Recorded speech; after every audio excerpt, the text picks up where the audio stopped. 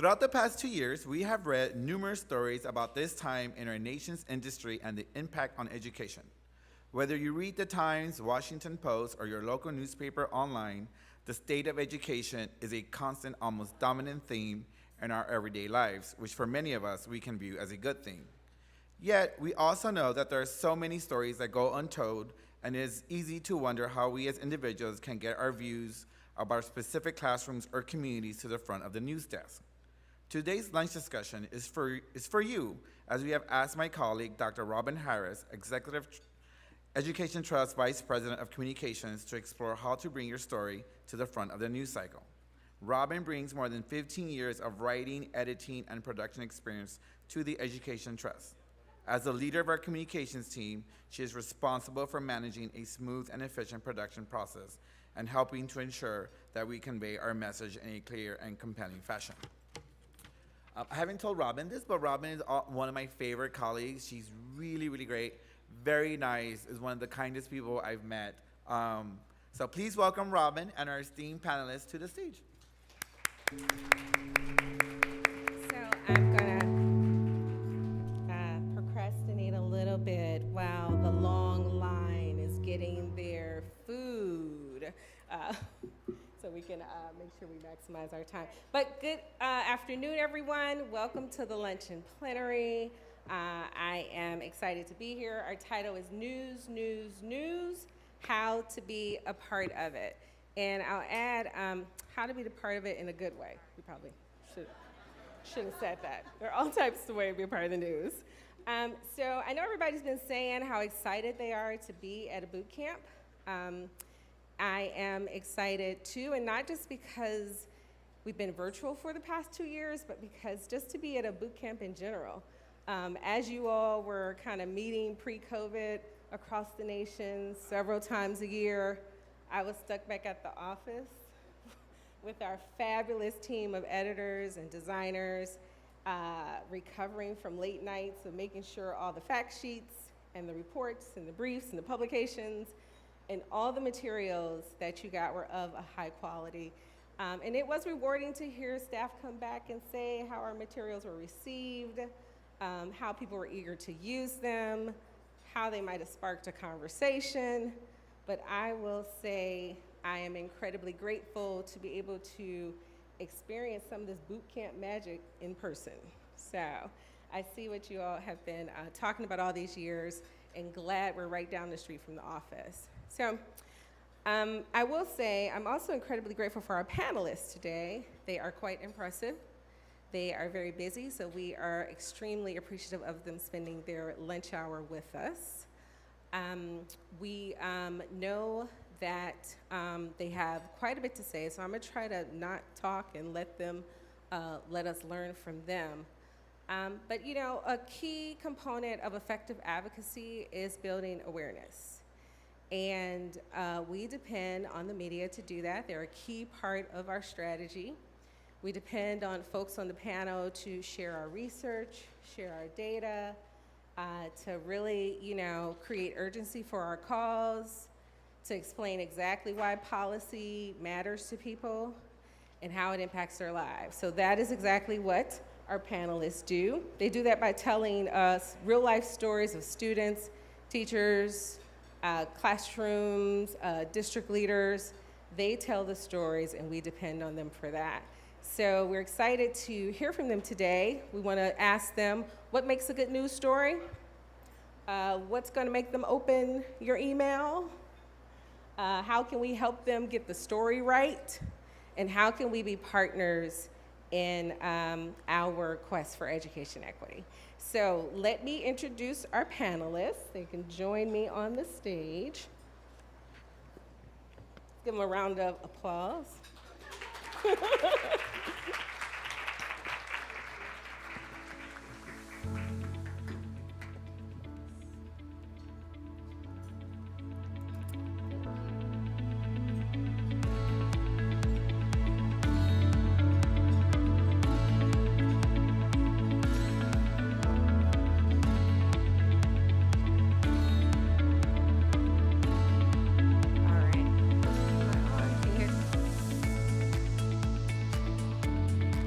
Hello. You hear me? Great. All right. So joining us today, Evie Blad in the middle is a reporter for Ed Week. As one of the largest trade publications, we really depend heavily on Ed Week. Their readership is like about 1.6 million, I believe. And we depend heavily to know like what's going on around the country. At Education Week, Evie covers a lot of our core equity issues, including federal policy, social emotional learning, and civil rights. Recently, if you look up her byline, she's been doing a lot of writing about unfinished learning, and particularly talking with educators and leaders about challenges they are facing with implementing our evidence-based strategies. Before coming to Ed Week in 2013, she worked at the Arkansas Democrat-Gazette, statewide newspaper in Arkansas, so she can bring the perspective from a national trade publication, but also the state and local context.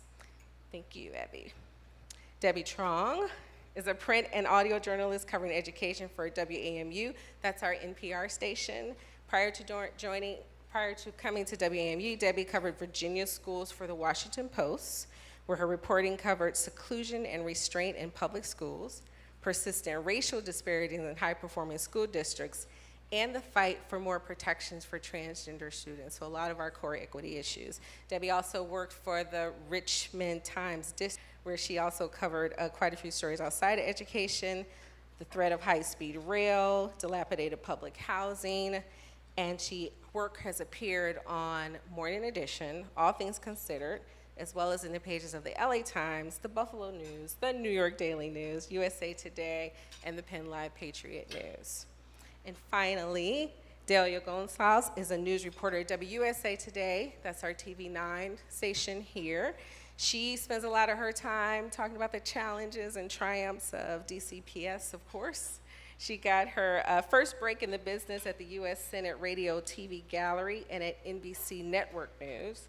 She then left D.C. to pursue her on-camera reporting endeavors, which took her back to her home of New England. She spent years working at several stations in Massachusetts, so shout out to the Massachusetts crew, and Rhode Island. During that time, she had the privilege of covering, I love this, a number of national stories, including the station nightclub fire in Rhode Island that claimed 100 lives, and also the historic vote on gay marriage in Boston. So we have a group here who have been covering education and news for many years, and are excited to talk to you about how you can help them do their jobs better. So let's give them another round of applause. So I have given the textbook bio, but we would like to hear from each of you a little bit more about yourself by way of a story that you covered that's a model for the collaboration that we're trying to create here. Favorite story, model of the collaboration, advocate came, gave you an idea, pitch was great, turned out exactly like you wanted, story accurate, had impact. So, Debbie, you want to start? Sure. So again, my name is Debbie Trong, and I'm the reporter for our local NPR affiliate here in DC. I don't know if it's my favorite story, but one that sort of comes to mind that I've done in the last year or so. I've worked with an organization called Advocates for Justice in Education here in DC. They teach families how to advocate for themselves. And I was approached with someone who worked with the organization who had talked to a family where a student who thought that they graduated ended up not graduating. And, you know, there are a lot of reasons behind that, but, you know, I did the interview with the family, sort of got a sense of the challenges that the student had encountered. And what it really boiled down to is that, you know, DC, there are a lot of choices where, there are a lot of places where students can go to school, and so in some situations that results in students transferring a lot between campuses, and sometimes when students transfer between campuses, their educational record doesn't always follow, and so, you know, there's no centralized body keeping track of classes that a child has taken, what they've taken again, what they need to graduate.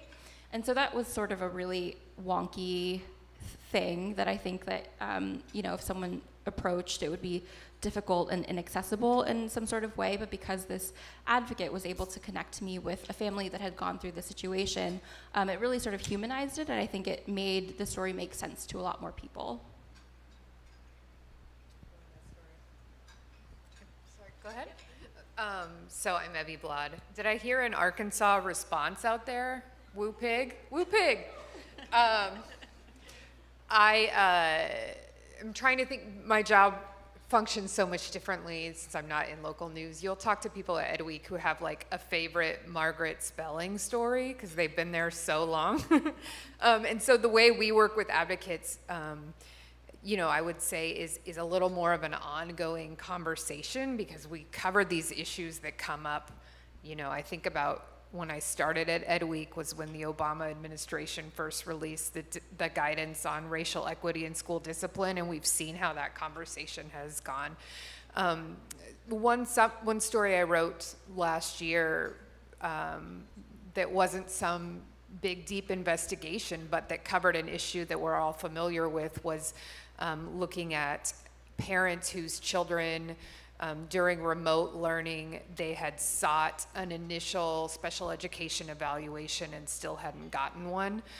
There'd been a lot of focus on the pipeline of folks wanting their students' IEPs adjusted and in the initial parts of the pandemic to make up for how do you do certain kinds of therapies in remote learning? How do you make certain accommodations? But I felt like there wasn't enough focus on the people who, because they were spending time at home with their children and seeing how their children's classmates reacted on screen, maybe were noticing things, learning differences for the first time. And so I worked with advocates in a few states to find parents who might be able to talk to me about their experiences with schools. It wasn't a big thing where, it got good traffic at Ed Week. It wasn't, I don't think it was like the biggest story of the year, but I really like to do the careful work of continuing to discuss these issues, particularly because we write for an audience that's a little more familiar with education in a way to keep moving the conversation forward. So, like Evie, I will refer back to COVID because COVID changed everything for us, how we cover the news and how we educate our children. And so during the pandemic, while I was home trying to teach my 3 children, I had the opportunity to work with many advocates who really gave us a window into what it was like for parents who were home with their children trying to learn virtually, what it was like for teachers, and the inequities that were happening. A lot of the equipment and the technology that many of our students here in DC still didn't have. And so were it not for those advocates that I teamed up with during the height of the pandemic, I would not have had the opportunity to speak to those people and get their experiences and really elevate their stories, right? And elevating their stories resulted in change, resulted in the DC public schools finally realizing that they needed to make a concerted effort and more of an investment to get technology to the underprivileged or the children who are on the outskirts who are being forgotten. And we were able to follow those families throughout the pandemic. So I hate to go back to the pandemic, and it wasn't one big, massive story like yours, but they are small victories where we get to work with advocates who point us in the right direction, and we can highlight families, stories, people, issues that are important and that eventually lead to change. 3 great stories, and I want to recognize that we didn't just choose any group of reporters. These reporters are specifically writing about the issues that we've been talking about all morning. So I want to ask, following up, a question that everybody kind of has on their mind. And I want to talk theoretically about the role, but I think the big question that everybody has on their mind, as a reporter who works in radio, TV, print, what do you need from advocates to create a compelling story? Like, what can they go back and kind of get back to their local community and really put into, implementation next week? What do you need? Well, I'll start with TV because we have very specific needs. We need something visual. We need a character. Oftentimes we're not, in all mediums, we are reaching to a very broad audience. So everyone is not necessarily going to be living in DC and going to have a personal impact on that particular story. So it needs to have a broad impact. Everyone can relate to that issue. So it needs to be timely, it needs to be visual, and it needs to have a character that folks can relate to. A character that you can relate to if you live in, even if you're not a parent, or if you live in the various areas and jurisdictions of our region. That's what we're looking for in a story. The visual is important there. Yeah. I took an advertising class in college, and they always used to talk about sell the sizzle, not the steak. So don't call me and say, we have this report coming out. You could say, this data that we have is proving a problem that has been going on for years is suddenly spiking up, and it's affecting kids in this way. Definitely don't call me and say, it's Attendance Awareness Day.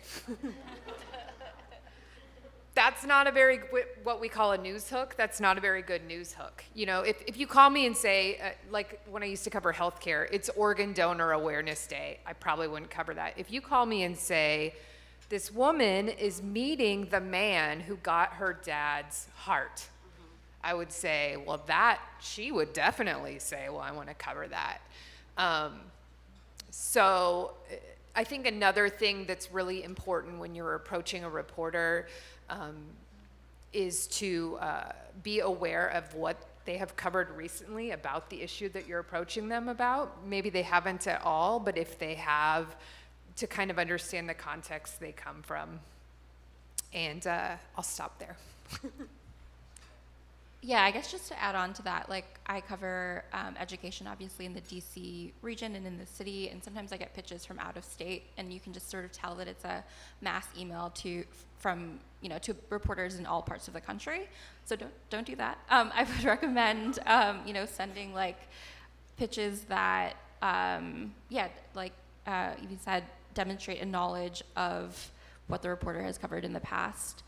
And similar to television, public radio obviously thrives on scenes. One of the, mantras we have is that we want to provide a sense of place. So any sort of stories that transport the listeners to a place, I think is something that we would, bring extra attention to. Also, when you have a story maybe about socio-emotional learning, maybe a report about the importance of a socio-emotional learning isn't exactly spicy or like something that we would cover, but if you have a program that is really sort of demonstrating how to do this well, and you can sort of provide access for a reporter to be there, to talk to people about what's working with the program, to hear from people who are going through the program, that's just a lot more appealing.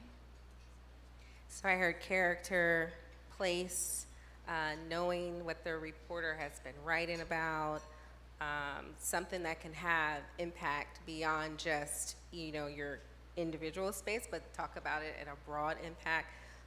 I think these are the things that at EdTrust we're also trying to think through when we do a report or present the data, like putting a human element on it. So lots of synergy there. It's one thing to hear, I think, what we need to how we can help you all, but we also want to think about this is a relationship. You all talked about your relationship with the advocates, and so just want to generally ask you, how would you describe the relationship between local media and their local community? Each of you, in your own way, are advocates. You care about what you're doing. So I think it also helps us to maybe understand how you think about the role of media in advocacy.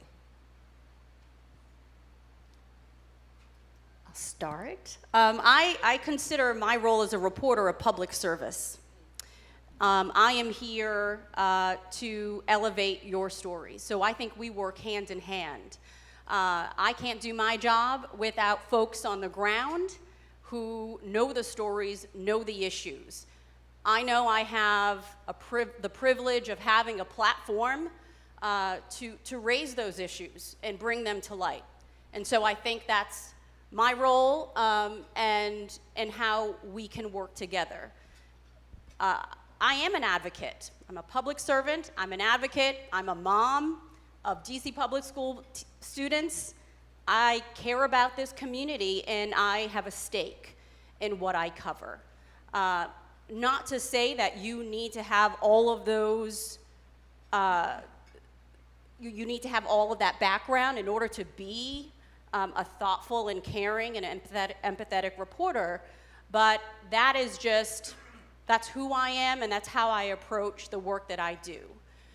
With humility and respect, I understand sharing and telling people's stories is a privilege, and so I'm here to learn. And a lot of what we do is listening. We don't do a lot of talking either. We do a lot of listening and then telling someone else's story. Yeah, I learn best when I feel safe admitting that I don't know things. And I have to do that a lot as a reporter. I have to do that a lot when I'm speaking to advocates. I know that a lot of you wake up every day very concerned about very specific things that I maybe have never heard of before. In the broader context, I consider the role of a journalist to be helping people draw a map to figure out their way through current events, through life, through whatever situation we're in as a country. I'm not telling you where to go. I'm telling you what to look for to decide where to go. You know, we at least have to have, I mean, in this environment that we're in, people can't even agree on what the truth is, right? So it's my idea to, or it's my mission to present things in as clear and as simple way as possible so that people can process them thoughtfully and reasonably. I'm an auntie to a lot of children and a friend of a lot of educators, and it's hard not to have your personal perspective. That's a good way for advocates to connect with me, I guess is the right way to say it. But I don't consider myself an advocate. I consider myself an amplifier. I love that, you know, you get different perspectives, so that's important too. Debbie? Yeah, I guess like to the question about our relationship with the community, I think like being a local reporter definitely adds another layer of obligation to like sort of what you report on. Like that's not to say that you should only write or report on stories that make the community look good.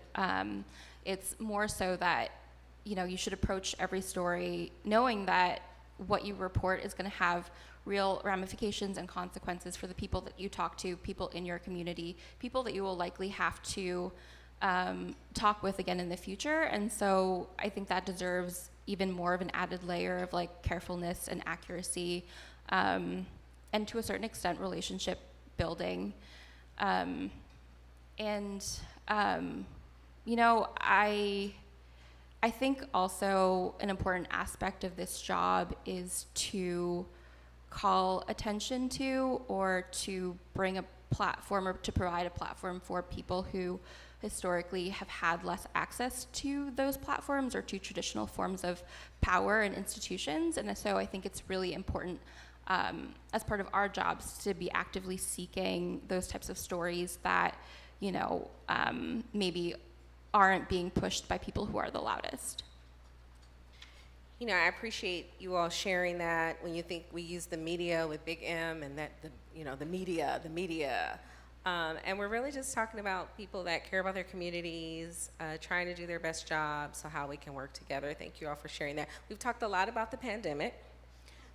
We've been spending time this morning talking about in schools and classrooms and students in the transition that we all experience with having to go virtual. Curious for you all, how has the pandemic impacted your work? Has it made it hard for you to find stories or sources? And also from, am always curious inside a newsroom, how do decisions get made? And but curious, how has the pandemic changed things for you all, or has it? It changed everything, right? That's the easy answer. It changed everything, I think, for all of us. But there was a huge learning curve, especially when it came to doing TV at home in my living room and hushing my 3 kids so mommy can go live. Strange looks from neighbors when I was, scrambling with my camera and shooting and doing selfies and going live in my front yard. So there was a lot of that, just technical, logistical things that we had to get over. But it was also, it was a double-edged sword. So the first, it was very difficult because we are so used to being out in the field, meeting folks face to face, building those relationships, and making those connections in person. So that was difficult in the beginning, to try to, how do I get to the root of this story? How do I connect with this person on camera and make it impactful? So when I present that story tonight, someone's gonna feel something or learn something or walk away and read more about this issue in Education Week or something. Then again, it opened up our world. I was able to interview advocates on the West Coast. I was able to have conversations with numerous people in several different locations all at once. So there was a learning curve in building those relationships, but like everyone else throughout the pandemic, we adapted and adjusted to it. One big concern for us has been access to schools. I don't like how long it's been since I've been in a classroom. Part of it was from Education Weeks, and we stopped travel because the same reason everyone else did. From the school's end, they have an understandable concern, even some still, about letting people into their building. Totally get it. It was for justifiable reasons, but it made it really hard, even when schools were in person, to be able to feel like you could write with authority on certain things that were going on. Also, as a national publication, a lot of times we develop story framing and stuff by going to a place and meeting people. And I needed a lot more help from advocates to connect me to real people who were really affected by issues, like those parents I talked about previously. I needed to call an advocate in Texas and say, can you help me find a mom who wants her kid to be able to be in a school with masks? Because I couldn't do the things I would normally do to do that. I think the other thing that it did was make it very difficult to know. My family's in Kansas, my extended family, and I went to visit them after I was vaccinated, and I knew it was different there, and I knew folks were handling things different there, but I didn't really know, until I went and experienced how people were processing the pandemic differently, what schools look like there, things like that. It's just, as much as you think that you get it, you don't until you, and so it was like we were all experiencing something very differently, and I was sitting in my apartment trying to tell you that, which is a really difficult thing. Yeah, I mean, I guess from like a practical standpoint, because public radio relies so much on, being somewhere with somebody and hearing them, we just simply could not do that in the first year and a half of the pandemic, so that was really difficult. I think the pandemic in some ways definitely made things more accessible to folks, school board meetings that would typically happen 5 p.m. on a Wednesday night, and only some families could get to. Now they could log on virtually and they could sort of testify and express what was on their mind. So I think in that sort of way, that was positive. I guess the other side of that is that because we were so constrained and not able to really go out into the communities that we cover in the way that we normally would, we relied a lot on social media and who was able to show up to the school board meetings and testify virtually. And, you know, I know that that's just sort of like a fraction of who I would ideally like to be covering. You know, there are people that don't have access to the internet, the computer, they're on. And so I think the question of how to find those people when we're like so constrained is something that I still think about a lot and don't really have a clear answer to. Can I just add on, Robin? Because I want to add on to what Evie said too, and the fact that we didn't have access to go into the schools and everything was virtual. We had to rely on whatever the officials were telling us because we weren't there and we couldn't fact check them in real life. So I think back to the beginning of the pandemic when the mayor and the city council and the school chancellor, and there were so many issues regarding school safety at the time, were conducting their news conferences virtually, and reporters could only call in their questions. And I remember being so heated because they didn't let me get my second question in, and they moved on to the next person. And we just had to take whatever they gave us. That was challenging because it was their message and their spin. And it took some time, and it took the work of advocates, of brave teachers who were in the school buildings, who could send us cell phone video of what they saw, of parents who were willing to speak up to really change that narrative for us. And one more thing too, sorry. Just more from a coverage perspective, we've seen a surge in interest in more practical district level, school level stories and away from the policy stories. Now, that doesn't mean policy isn't important to people, but we know that people are interacting with, engaged with local education, governance in a way that, I mean, I remember I'd be in Arkansas in a school board meeting and there'd be like me and two people there. And now, you know, for better or worse, in some cases, people are really engaged. And so it doesn't mean that we're not talking about policy, but it does mean that when we talk about policy, we're trying to be really mindful of the student level and classroom level impact. And I think that that shift has been really intensified by the pandemic. Question we talked about earlier, and I'm hearing some of this in what you're saying, the way things changed, but what will you keep? So it sounds like, you know, the access to maybe advocates on the West Coast, is that gonna stay? Like, what are you gonna keep in your, what you've learned over the past 2 years, like what are you gonna keep in the way you do your jobs? Just curious, something gonna stay? That wasn't on the list,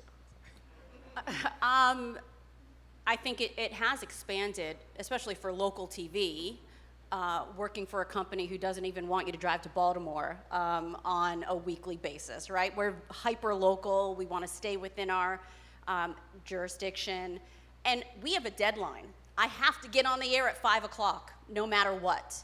And so Otter helped me a lot, where I could now transcribe all my interviews. Zoom, I can bang out a Zoom interview in 15 minutes and line up numerous people. When I was physically driving from location to location, that was very hard to pull off.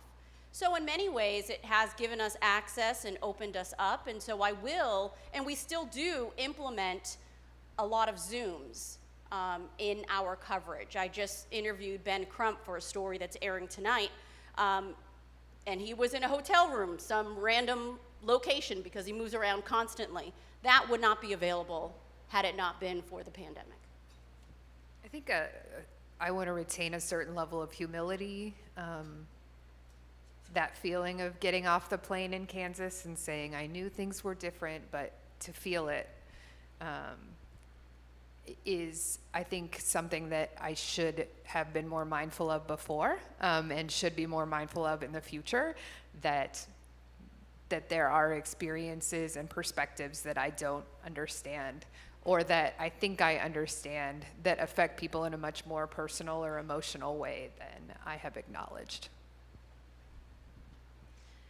Yeah, I mean, I think one of the things that I and like my station has tried to do is really sort of talk about the ways in which the pandemic have like concretely affected people and keeping people at the forefront of our coverage. And so I think during the pandemic, we just, doubled down on that and made that more of an intense focus and found new ways to, I guess, amplify some of the voices that we were looking for, and like found creative ways to bring those voices in. Like when I couldn't, go in person and interview students, I had students like record voice memos over the course of a week about how they were feeling and sort of stitch that together into like an audio narrative of 4 minutes. And I think if, had the pandemic not happened, I don't know that I would think to tell that story in that sort of way and let the student voices stand for themselves.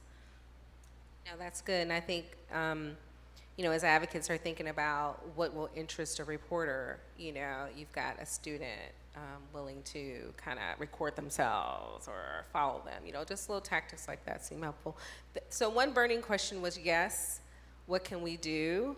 The other burning question is really about what's happening in education coverage right now. So I think Evie might have mentioned it's hard to know what the truth is. So, or people kind of, there's all this debate over the truth. So want to just, the big issue and debate around critical race theory, not necessarily happening in the DC space yet, probably. Would love to hear you all talk about the kind of role of media in discussing the importance of teaching all aspects of history. Gosh, it's so tough because you don't want to amplify things that are just there to make people mad, right? You don't want to amplify disingenuous things, but you also want to call things disingenuous when they are. You want to tell the truth about what this word actually means and the extent to which these concerns are real or imagined, or people are trafficking in people's fears. It's really hard to know what the right way to cover that is sometimes. Do we write something to fact check XYZ? Is that helping the situation by making it more clear? Is it harming the situation by drawing attention to something that was designed to gain attention? That's a really tough question that is happening in newsrooms all the time. At the same time, acknowledging that there are parents who have concerns about how topics like gender are discussed in schools. Well, what is a reasonable way to have that discussion? And what would it look like to handle that thoughtfully?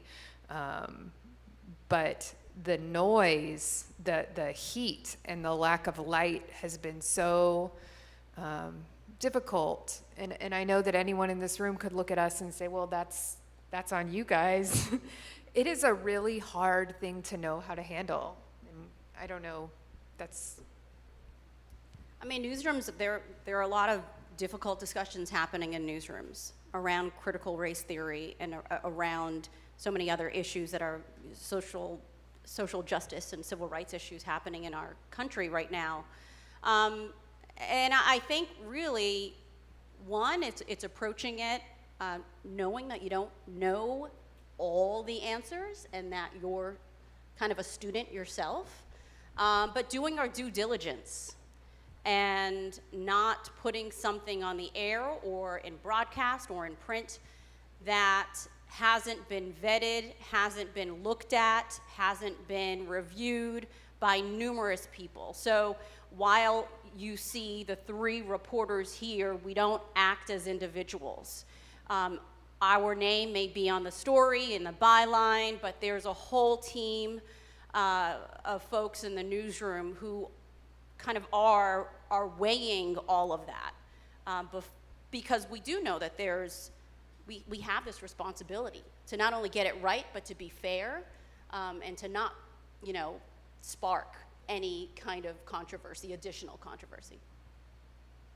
Sorry, just one thing. I want to recommend a recent report by my colleague Stephen Sawchuk, who went around the country and looked at ways that states were revising their social studies standards.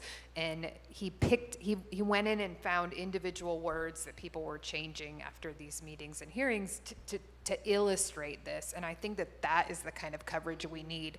Not, I'm afraid, not speaking in big glossy terms. Honestly, from either side, we need specific ways that this is affecting what's actually happening in classrooms, as a way of showing what this conversation actually means for a student.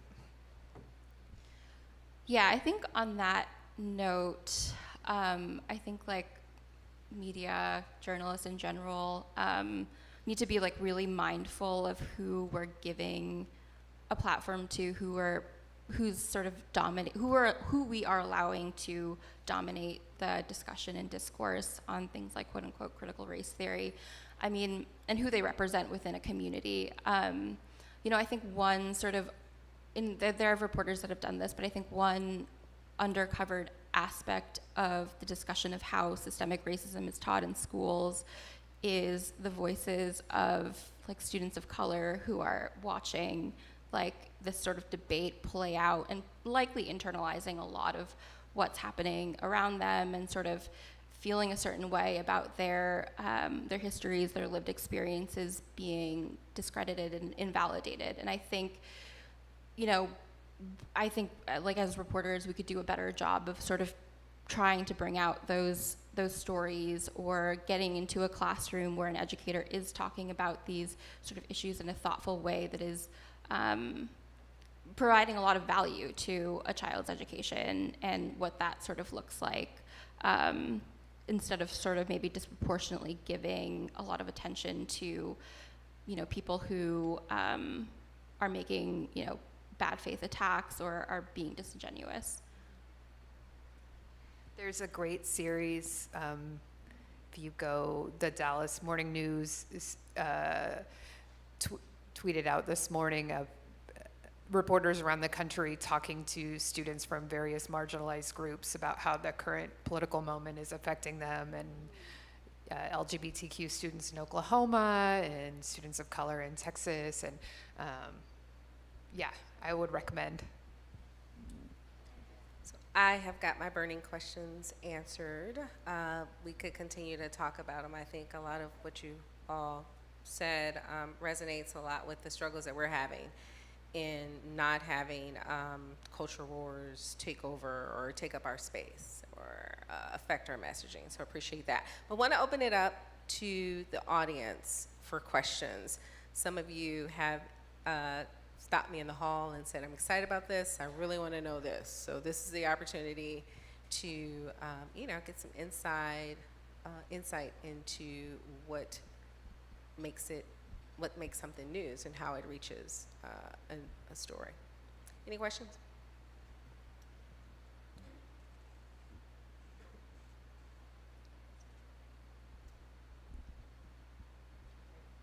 I should have let them know we were switching to audience Q&A. All right, well, you can use my mic. Here you go.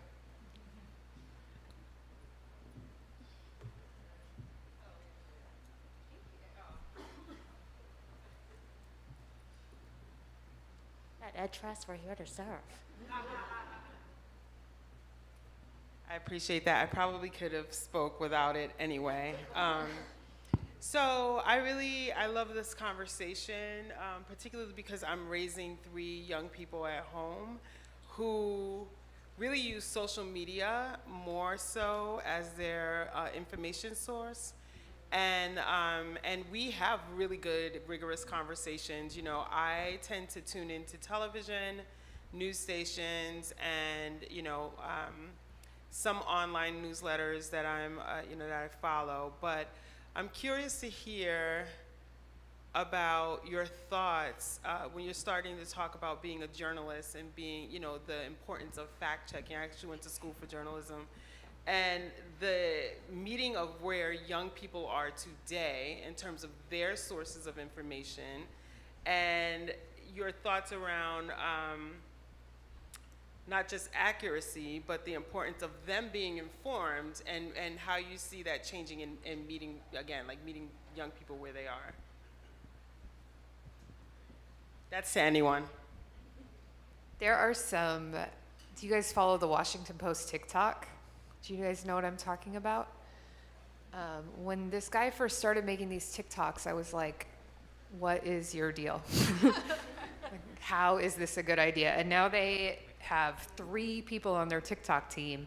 There are these efforts to make news literacy real for kids and meet them where they're at instead of pretending like they're gonna wake up and read a print newspaper with a cup of black coffee in a fedora. And there are some, great efforts by groups like Pointer and stuff to talk to kids about how to verify information. And there are like ambassadors in the news media who are a part of that work. I don't think it's a problem that has been solved. There's all of this, misinformation passes very quickly on places like TikTok because it feels so immediate and so personal. But true, impactful information also passes quickly on places like TikTok. Think about like the women's NCAA tournament last year when the basketball player from Oregon tweeted out like, this is what the men's weight room looks like and this is what ours, like things changed fast because of that. And so I think figuring out how to harness that immediacy is really, I think you're going to see more news organizations trying to adapt to those formats. Yeah, social media has changed journalism in so many ways, for better or for worse. I'm still trying to decide. But speaking of TikTok, we ourselves at WUSA 9 have our own TikTok as well, and we have something that we've launched, a brand called Verify, and it is all about getting down to the facts. It's what we've always done.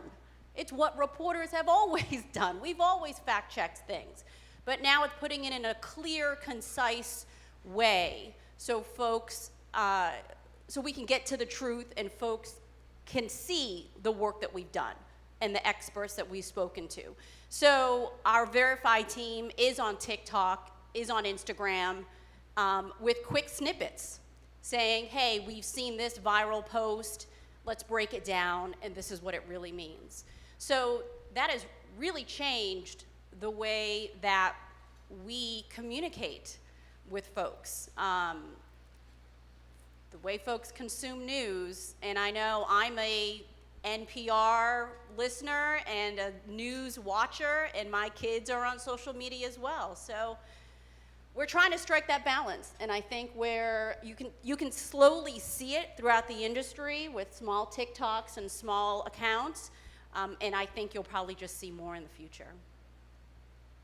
Yeah, just to echo all of that, I think media literacy, like how to teach media literacy, is a thing that a lot of folks are trying to work through now, and I know that there are some nonprofit organizations that have worked in schools to teach media literacy, but when it comes to sort of making news accessible to young people, again, I think it's just sort of meeting them where they are. WAMU's online news website, DCist, and also the NPR main Instagram account, I think are really good at finding a lot of young users. They're often very graphic, image-heavy posts that you can find the story through a link. And so I don't know, just sort of developing those ways to engage young people is really important. I saw some other hands. My question is, one, thank you all for being here. I think there's much for us to learn in advocacy in terms of messaging from you all as journalists. My question is, what advice would you give? My organization in particular, we've gone back and forth on trying to build out equity style guides and thinking about different messaging, and to switch from how do you reach young people to switch to how do you reach Texas legislators, which is what we're trying to do all the time. is a jump, right? And so I'm always in this place of cognitive dissonance around how I engage and message things to stakeholders on the ground versus legislators. And I would love some advice from you guys, because I feel like journalists are doing that all the time as well. A story could do both. By answering who is this affecting and how do I change this? And so I think being very clear about what policies need to change in speaking with reporters. This might feel really elementary, and I'm sorry, I don't. Saying, there's this bill that's been filed 6 years in a row and it never makes it out of committee. I wouldn't lead with that on your conversation with the reporter. I would lead with, kids are on the bus for 2 hours because there's inadequate transport in the state's school funding formula. And then I would say, here's a bill that would address that. And, being able to acknowledge those two elements of newsworthiness in the same time, and making sure that whatever journalist you're communicating with is aware of the policy levers that are involved in the situation, to make sure that, if a TV journalist is getting this visual of a kid on the bus for 2 hours, that they also have the 3 bullet points at the end. This is the bill that people are trying to promote. I think you also have to be able to acknowledge thoughtfully what your opponents would say about what you're trying to do. That doesn't mean you're speaking for them, but reporters appreciate it when you acknowledge the complexity of a conversation.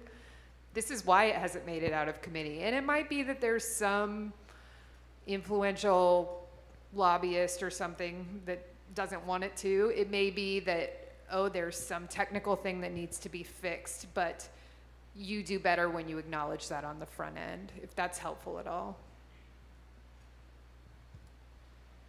I heard character, place again, regardless of who you're trying to reach. Those are things that are human, and I think whatever story, adding that to. We have time for one more question. Hi, thank you so much for being here. My name is Sierra Hart, and I wanted to know, you talked a little bit about what it would take to get access to a news story, but currently, what are some perspectives and stories that you would like to hear from, aside from like the CRT debates, that maybe folks in this room could like give you to contribute to, and what would be the best method and ways to get those stories to you?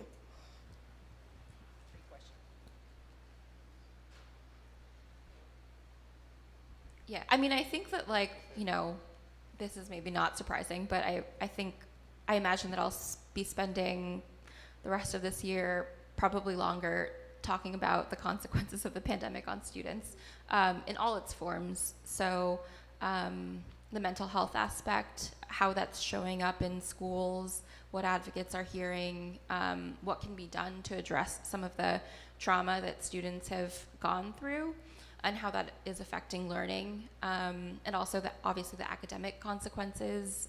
What does this mean for, the entirety of a child's educational experience? How long will, what they went through during virtual learning stay with them? So I guess any sort of stories that can help bring that to the surface, I think would be really valuable. Yeah, the mental health aspect in our schools is of major concern, not only for me as a parent, but as a reporter. We are often covering these massive fights and weapons being brought into schools and police. Those incidents are definitely rising. We don't have any hard numbers yet. So, I'm really looking for a story from an advocate that can bring me on the inside and not only talk about the problem, but the good work that I know is being done by some of the social workers and the folks in school who are talking to our kids. And then I also know that teachers are burned out and will be leaving if they haven't already. And so that's going to have dire consequences. And we'll see that play out next school year. So I'd love to get ahead of that and talk to a teacher in regards to, what can the system do to keep you, to right this wrong, to kind of save your career and to save the future of these kids who are going to be impacted by you leaving. That's just a couple. But yeah, it's how has the pandemic changed everything in the future, and how are we going to get this ship straightened out? How are we going to adjust afterwards? I've talked too much, so I'll be really fast. Oh, sorry. There's some mumbling back there. What's happening? Did someone? Oh, ship with a P. Ship. But y'all can just interpret that any way you want. I mean, it would work either way. I'm off the record, by the way. So really quickly, how schools should be spending their relief money, if they're doing it right, how they should change course. Are there things that schools have tried that you all want them to adapt to? Transparency about that. If there's something that's working well in your state that would work, you think people in other states could learn from, I would love to hear that. Unintended consequences of federal laws that are supposed to help, but XYZ hurt. And then I think the last thing would be apparently very important because I can't remember. Oh, any changes that happened to policy during the pandemic that you want to keep? I know lunch waivers are a big one. There are certain waivers to Medicaid that have been making school telehealth easier. I love to hear about stuff like that. My email address is eblad@educationweek.org. I get hundreds of emails a day, but if you email me, I'll try to read it. And I'd love to hear from any of you. Great. Thank you all so much. And you also said if you email and you don't hear back in a week, you can also send it again, and it'll pop to the top of their Keep inbox. going. I learned that tip earlier. So I really appreciate you all spending your lunch hours with us. I know you're busy. This has been a fantastic conversation. I want to thank you in the audience for your questions, and I also want to thank the fabulous communications team at EdTrust, specifically Joe Wheaton and Nicole Grayson. Joe did an awesome job bringing our panelists today, so definitely wanted to acknowledge him for that. I think that we are moving on. Thank you.